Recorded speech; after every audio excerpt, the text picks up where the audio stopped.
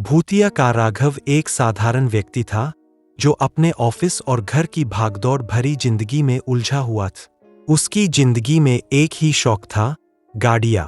उसे नई नई गाड़ियों के बारे में जानना, उन्हें चलाना और उनके फीचर्स की जानकारी रखना बहुत पसंद था। कई सालों से राघव एक नई कार खरीदने का सपना देख रहा था, पर उसकी सीमित कमाई के कारण यह सपना कभी पूरा नहीं हो सका। एक दिन ऑफिस से लौटते समय राघव ने एक सुनसान सड़क पर एक पुरानी लेकिन शानदार कार देख। यह कार सड़क के किनारे एक छोटे से गैराज के बाहर खड़ी थी। कार का मॉडल बहुत ही पुराना था, लेकिन उसकी बनावट और चमक-दमक देखने लायक थी। राघव को कार देखकर एक अजीब सा आकर्षण महसूस हुआ।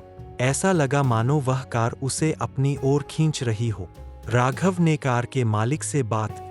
वह एक बूढ़ा आदमी था जिसने बहुत ही कम दाम में कार बेचने का प्रस्ताव रखा। इतना सस्ता सौदा देखकर राघव को लगा कि शायद इसमें कुछ गड़बड़ है। उसने बूढ़े आदमी से पूछा, यह कार इतनी सस्ती क्यों है? बूढ़ा आदमी मुस्कुराया, लेकिन उसकी आंखों में अजीब सी चमक थी। उसने धीमी आवाज में कहा, यह कार कुछ खास है। इसे जो भी खरीदेगा उसकी जिंदगी बदल जाएगी, लेकिन यह तुम्हारी जिम्मेदारी होगी कि इसे संभाल सको। राघव ने इसे एक सामान्य चेतावनी मानकर अनदेखा कर दिया और बिना कुछ सोचे समझे कार खरीद ली। घर जाते समय वह कार चलाकर बेहद उत्साहित था। कार की गति और नियंत्रण अद्भुत थे। ऐसा लग रहा था कि यह कार किसी भी आधुनिक कार को टक्कर दे सकती है। पर उसे यह नहीं पता था कि उसने अपनी जिंदगी की सबसे बड़ी गलती कर दी है। राघव ने जब कार को घर लाकर अपनी पत्नी सीमा को दिखाया, तो वह भी कार की बनावट देखकर हैरान रह गया। लेकिन जब उसने बूढ़े आदमी और कार की सस्ती कीमत के बारे में सुना, तो उसे कुछ शक हुआ। सीमा ने राघव को सलाह दी कि वह इस कार को किसी विशेषज्ञ से दिखवा ले, पर राघव को अपनी नई कार पर पूरा भरोसा था। अगले दिन जब राघव ऑफिस जाने के लिए कार स्टार्ट कर रहा था, कार ने अजीब आवाजें निकालनी शुरू कर दी, मानो अंदर से कोई मशीनें खड़खड़ा रही हो। पहले तो उसने इसे मामूली समझा, पर जब उसने गियर शिफ्ट किया तो कार खुद ब खुद तेजी से चलने लग। राघव ने ब्रेक मारे, लेकिन ब्रेक ने काम करना बंद कर दिए। कार अपनी गति में बढ़ती गई और किसी अदृश्य शक्ति से संचालित हो रही थी। राघव का दिल तेजी से धड़कने लगा। किसी तरह उसने कार को नियंत्रित किया और सड़क के किनारे रोक। राघव ने इसे एक तकनीकी खराबी समझा और कार को गैराज ले जाने का फैसला किए। लेकिन हर बार जब वह कार के पास जाता, उसे अजीब-अजीब आवाजें सुनाई देती। कभी किसी के हंसने की आवाज, तो कभी किसी के रोने की। राघव को यह सब बहुत असामान्य लगने लगा। राघव ने जब कार को घर लाकर अपनी पत्नी सीमा को दिखाया, तो वह भी कार की बनावट देखकर हैरान रह गया। लेकिन जब उसने बूढ़े आदमी और कार की सस्ती कीमत के बारे में सुना, तो उसे कुछ शक हुआ। सीमा ने राघव को सलाह दी कि वह इस कार को किसी विशेषज्ञ से दिखवा ले, पर राघव को अपनी नई कार पर पूरा भरोसा था। अगले दिन जब राघव ऑफिस जाने के लिए कार स्टार्ट कर रहा था, कार ने अजीब आवाजें निकालनी शुरू कर दी, मानो अंदर से कोई मशीनें खड़खड़ा रही हो। पहले तो उसने इसे मामूली समझा, पर जब उसने गियर शिफ्ट किया तो कार खुद ब खुद तेजी से चलने लग। राघव ने ब्रेक मारे, लेकिन ब्रेक ने काम करना बंद कर दिए।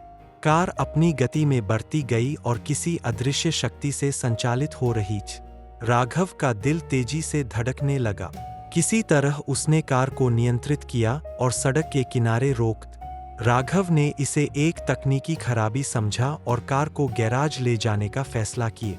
लेकिन हर बार जब वह कार के पास जाता, उसे अजीब-अजीब आवाजें सुनाई देती। कभी किसी के हंसने की आवाज, तो कभी किसी के रोने की। राघव को यह सब बहुत असामान्य लगने लगा। कुछ दिनों बाद राघव और उसके दोस्तों ने एक लंबी ड्राइव का प्लान बनाए। राघव ने अपनी नई कार में दोस्तों को सवार किया और शहर के बाहर एक सुनसान सड़क पर निकल पड़ा। रात का समय था और सड़क पर बहुत कम गाड़ियां थी। राघव और उसके दोस्त हंसी मजाक कर रहे थे कि तभी कार ने अचानक अपना कंट्रोल खो दिए।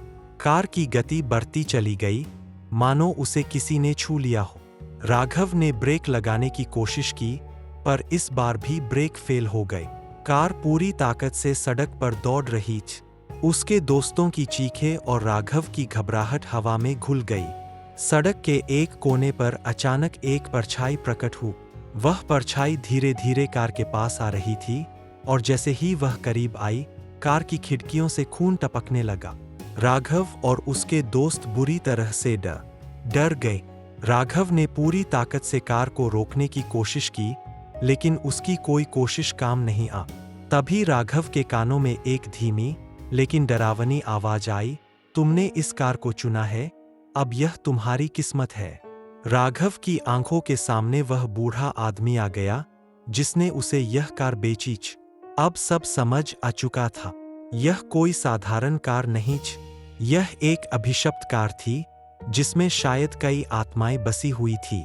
कार अब एक गहरी खाई की ओर बढ़ रही थी।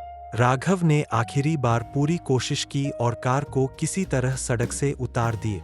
कार एक बड़े पेड़ से टकराकर रुक गई। सभी लोग किसी तरह अपनी जान बचाकर कार से बाहर निकले, पर जैसे ही राघव कार से निकला, उसके चेहरे पर एक अजीब सी चमक थी। दोस्तों ने देखा कि राघव की आंखों में अजीब सी लाल चमक थी, मानो वह राघव न होकर कोई और हो। राघव ने ठंडी आवाज में कहा, यह कार अब मेरी नहीं, बल्कि मैं इसका हूं। अचानक कार की खिड़कियां अपने आप बंद हो गईं और इंजन फिर से चालू हो गए। बिना किसी ड्राइवर के कार धीरे धीरे सड़क पर चलने लगी और गायब हो गई। राघव और उसके दोस्तों ने यह दृश्य अपनी आंखों से देखा, लेकिन किसी को